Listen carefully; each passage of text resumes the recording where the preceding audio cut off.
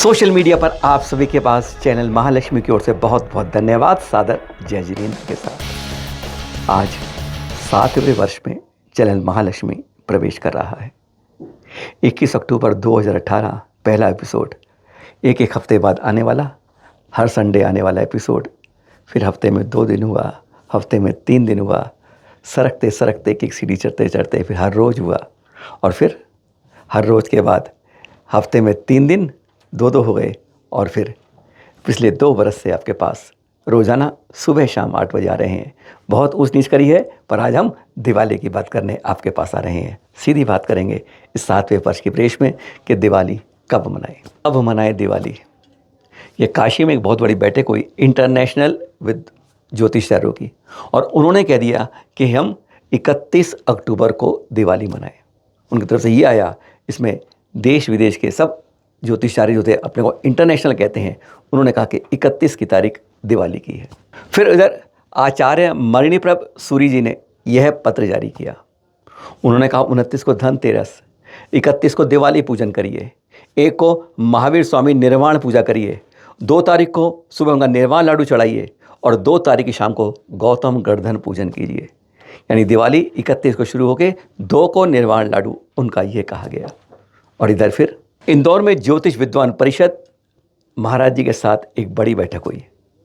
बैठक के दृश्य भी देख रहे हैं आप, और वह सूचना भी देखने के 31 बनाएं, 1 बनाएं।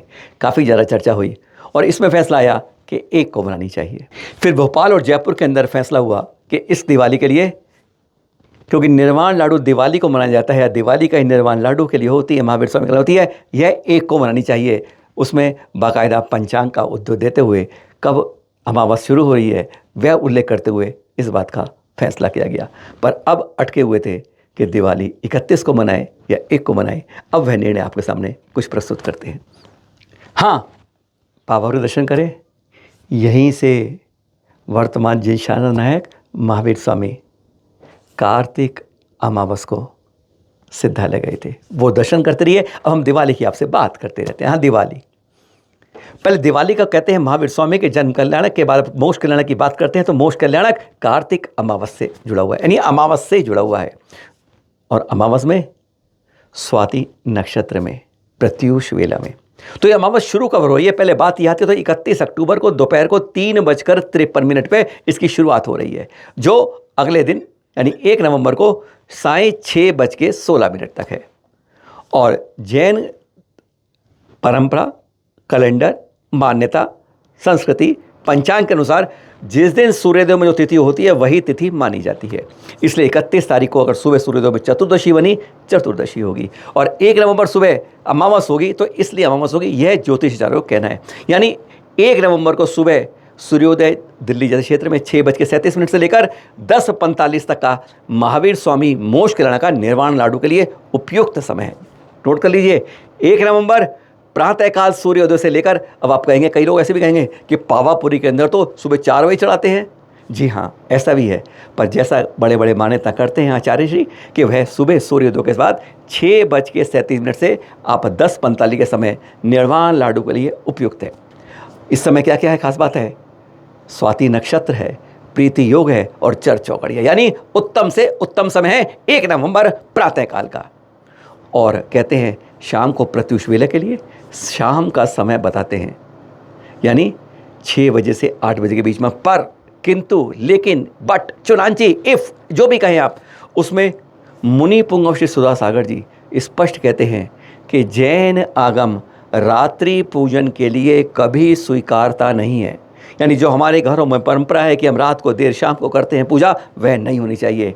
वास्तव में गौतम गर्धन पूजन जो करते हैं, आप घरों में पूजन करते हैं, दुकान में करते हैं, वह दोपहर को 2 बजे से 3 बजे तक होना चाहिए। हमारी बात पे विश्वास मत कीजिए, पर मुनिवर की बात पे तो करिए। नियापक श्रवण मुनि पुंगव सागर जी क्या कहते हैं इस बारे में, सुन लीजिए। कब, क्या, कैसे, क्यों, कहाँ, क्या है, सुनिए जरा। अमावस्या का संबंध मात्र महावीर स्वामी से है। महावीर स्वामी का जो मोक्ष है वह स्वाति नक्षत्र में अमावस्या के प्रत्यूष काल में हुआ था। तो महावीर स्वामी के लिए हमें अमावस्या देखना है, तो वो अमावस्या 1 तारीख को है। अन्य लोग हैं जो 31 तारीख के रात में मनाए, 31 महीना है ना, 31 की रात में मनाएंगे वो। लेकिन जैन दर्शन के अनुसार जो भगवान महावीर स्वामी का मोक्ष कल्याणक है वो 1 तारीख को है, और गौतम गणधर को केवल ज्ञान अमावस्या से संबंध नहीं रखता, दोपहर से संबंध रखता है।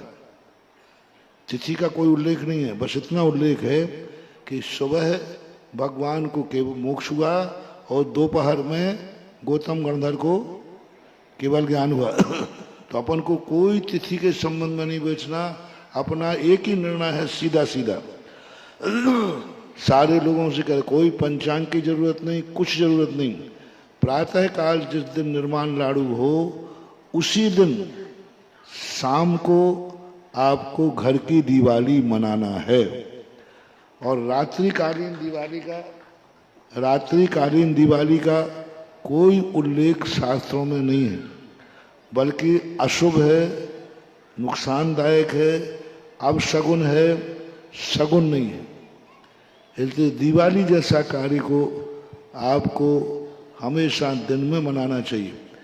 इस बार दिवाली मनाने का आप लोगों के लिए मुहूर्त है 2 से लेकर 3 बजे के बीच का, जो घर की दिवाली है। रात्रि में कोई दिवाली मनाने का उल्लेख ही नहीं, तो मुहूर्त देखने का सवाल ही नहीं। जी हाँ, इसी पावापुरी की धरा से कर रहे हैं। यहाँ पर आपने चरण मालूम है आपको, सबसे पहले हैं बाएं तरफ सुधर्म सागर जी के, बीच में जिन शासन नायक महावीर स्वामी जी के, और दाई तरफ हैं गौतम गणधर जी के, याद रखिएगा। और बीच में जो महावीर स्वामी चरण है, यहाँ सुबह देखिएगा 1 तारीख को सुबह 3:30 बजे यहीं पर छत्र हाँ घूमता है। विश्वास नहीं होता, रोज़ नहीं मिलता, पर महावीर स्वामी के मोक्ष करने पर जरूर वह छत्र घूमता हुआ दिखता है। इस बार अपनी आंखों से देखने जरूर आइएगा यहाँ। अच्छा, आपको एक और बात बताते हैं कि इस पावापुरी में सबसे प्राचीन चरण महावीर स्वामी कहाँ पर हैं। ये वाले मूल चरण नहीं कहते हैं, प्राचीन चरण है। इसके सामने चरण छत्री बन रही है, जो आप देख रहे हैं दृश्य, बिल्कुल इस पावापुरी के पद्म सरोवर के सामने, वहाँ पर मूल चरण, सबसे प्राचीन चरण कहते हैं, वो वहाँ विराजमान है। आप में से अधिकांश लोग जानते नहीं है, यहीं दर्शन करके लौट जाते हैं। सामने बन रही है चरण छत्री वहीं पर, और आपको वह दर्शन भी कराते हैं। ये हैं वह मूल चरण चरण छत्री में। जी हाँ, सबसे प्राचीन चरण जो हैं यहाँ पर हैं। इसलिए कभी भी संदेह मत करिएगा, यह जानकारी होनी चाहिए। तीर्थों पर जाइए, चैनल महालक्ष्मी में खोज कर इस बात को निकाला था, वहाँ से प्रत्यक्ष को प्रमाण की फिर आवश्यकता नहीं थी। आप जाएंगे तो मंदिर के बाहर आपको लिखा हुआ भी मिल जाएगा। इसलिए जब भी तीर्थ पर जाएँ तो अच्छी तरह जाए, निपटाने के हिसाब से नहीं। हम यही करते हैं, आप वह भी सुनाएंगे। जी हाँ, ये आप देख रहे हैं सरोवर, पद्म सरोवर पावापुरी का, जहाँ पर बीच में कमल ही कमल मिलते हैं हमको। मौसम के साथ अब तो कम है इस बार, लेकिन हर बार बहुत बुरा भर जाता है कमलों से। यहीं से कमल लेके यहाँ के लोग जो बच्चे होते हैं वे आपको पकड़ाते हैं, 10 रुपये 20 रुपये लीजिए, आके चढ़ा के आइए। इस क्या बता रहे हैं समय हम उन मूल चरण प्राचीन चरण से इस सरोवर का। पहले वे प्राचीन चरण ना, कोई भी बच्चे आते थे पहले इस तरह रखे नहीं थे, विराजमान नहीं थे। उन चरणों को आके यहीं पानी में डाल देते थे। और चरण में यह कला है कि वह चरण पाषाण के इतने भारी होने के बावजूद कभी डूबे नहीं है सरोवर के अंदर, हमेशा तैरते रहते हैं। फिर दूसरे बच्चे जाते हैं, पकड़े लाते हैं, वापस लाते हैं। ऐसे ही यहाँ पर एक ग्वाले थे, रोज़ यही काम करते रहते थे। यह खास चरण है जो चरण छत्री में देखते हैं, वह इसी के अंदर वह पाषाण के बने हुए आज भी वह चमत्कार है कि वह प्राचीन चरण आज भी सरोवर में डूबते नहीं हैं। फिर बाद में उनको वहाँ स्थापित किया गया। और जाते जाते बता दें आपको, ये 1 नवंबर आएगा, उससे पहले 31 अक्टूबर को यहाँ पर बहुत भीड़ होगी, जगह नहीं मिलेगी आपको। रात भर कार्यक्रम चलेगा। 1 तारीख के सुबह 3 बजे पूरी पद्म सरोवर के पास पावन में भीड़ हो जाएगी। लेकिन फिर लगभग रथ यात्रा शोभा यात्रा चलेगी। 10 बजे कहते हैं थोड़ा भजन के बाद भोजन की शुरुआत होगी, और 11 बजे पूरी तरह यह पावापुरी हमारे वर्तमान के क्षेत्र, वह सिद्ध क्षेत्र, वह निर्वाण भूमि, वह एकदम सुनसान हो जाती है। यानी एक भी व्यक्ति यहाँ फिर नज़र नहीं आता है। आज हमारे साथ यह बहुत बड़ी त्रासदी है। विश्वास मत कीजिए हम परिवार पर, इस बार देख लीजिएगा कि तब अगर 700 800 1000 हो जाएंगे, बस ज़्यादा नहीं होते। उसके बाद जैसे ही 10-11 बजे यह पूरी तरह से यहाँ पर केवल आपको पक्षियों की गुंजायमन की आवाज़ आएगी। कोई इंसान आपको फरिश्ता, कोई महावीर स्वामी का गुणगान करने वाला नहीं मिलेगा बाहर से आने वाला। एक बार देख लीजिएगा अपने तीर्थों के संरक्षण के लिए कम से कम वहाँ, अरे इस दिन भी हम नहीं ठहर पाते, सोचने वाली यही बात है। दिवाली कब मनानी है समझ गए? 1 नवंबर सूर्योदय से, और गौतम घरधर पूजन जो करना है घर में दुकान में वह दोपहर को करना है। सादर जय जिनेंद्र।